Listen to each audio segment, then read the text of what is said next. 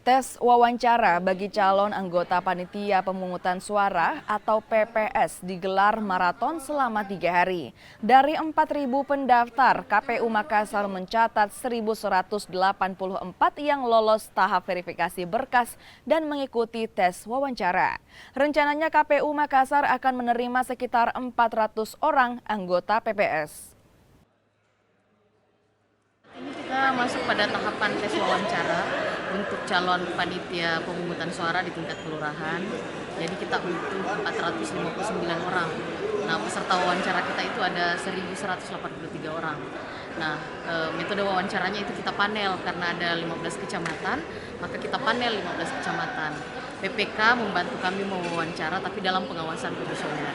Itu juga ada dalam regulasi bahwa ketika jumlah banyak maka tidak bisa mendelegasikannya.